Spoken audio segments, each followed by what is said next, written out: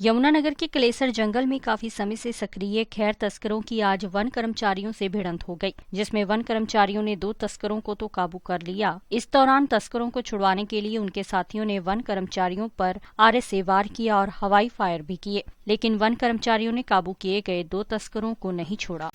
ये कलेसर बीट की गलोड़ वैली में योगेश वन रक्षक को सूचना मिली कि कुछ बंदे गलोड़ वैली जंगल में घुसे हैं।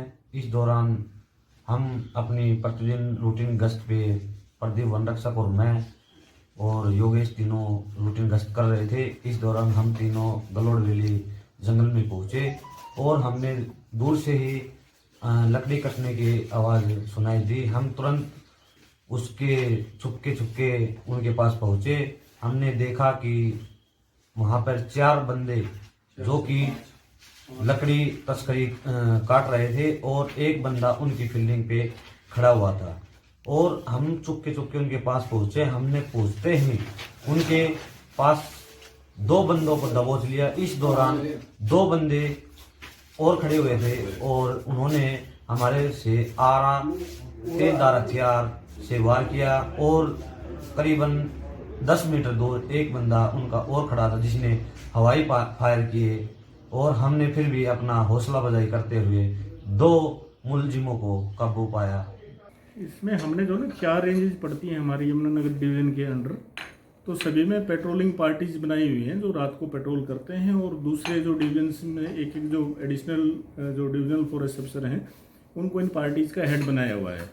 तो ये हम कंटिन्यूसली पिछले 2 साल से लगातार नाइट पेट्रोलिंग हमारी जारी है। पूरी रात पेट्रोलिंग करते हैं। कोई भी इंसिडेंट सामने आता है तो उसको रोकते हैं, पकड़ते हैं। पेड़ काटते हुए भी हमने पकड़े हैं और पेड़ ले जाते हुए भी हमने पकड़े हैं।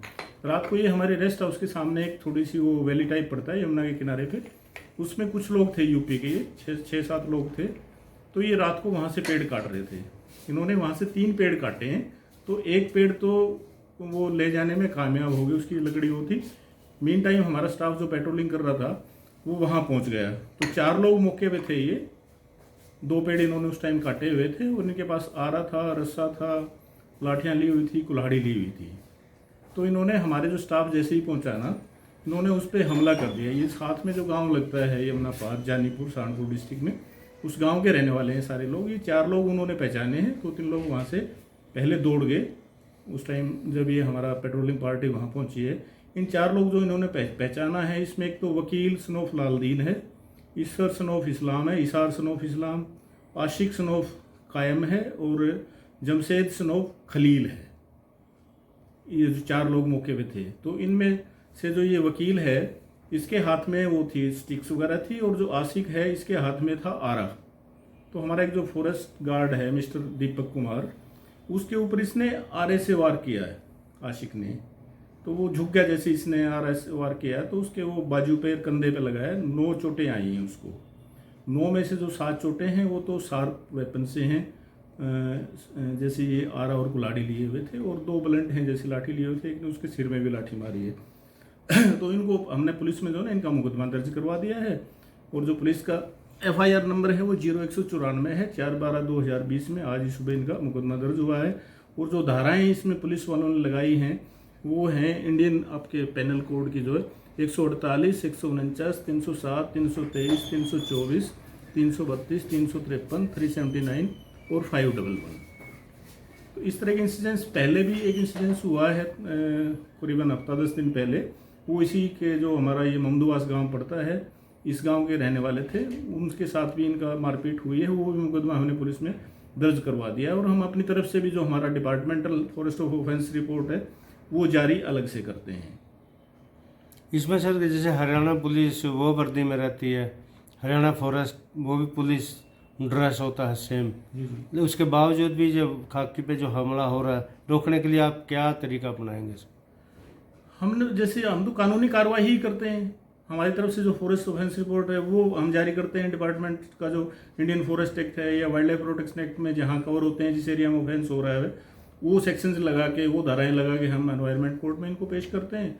और जो दूसरी धाराएं हैं जो इंडियन पेनल कोड की, सिविल की या क्रिमिनल की हैं, पुलिस में मुकदमा दर्ज करवाते हैं। जैसे मैंने आपको बताया इसमें 9 धाराएं लगाई इन्होंने।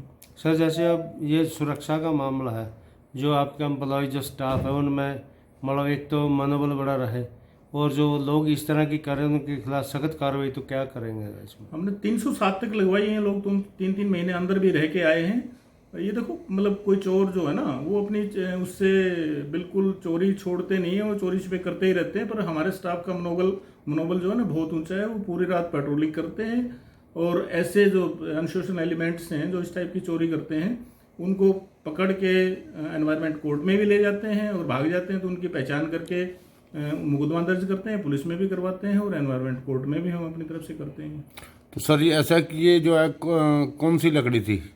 ये खैर के 3 पेड़ इन्होंने काटे थे, 2 पेड़ मौके पे वहीं छोड़ने पड़ गए उनको क्योंकि हमारी पेट्रोलिंग पार्टी पहुंच गई थी, और 1 पेड़ वो लोग जो पहले उनके साथ थे 3-4 लोग, 1 पेड़ की लकड़ी वो पहले उठाने में कामयाब हो गए थे। ये करीबन रात को 1 बजे के आसपास का वाक़ा है।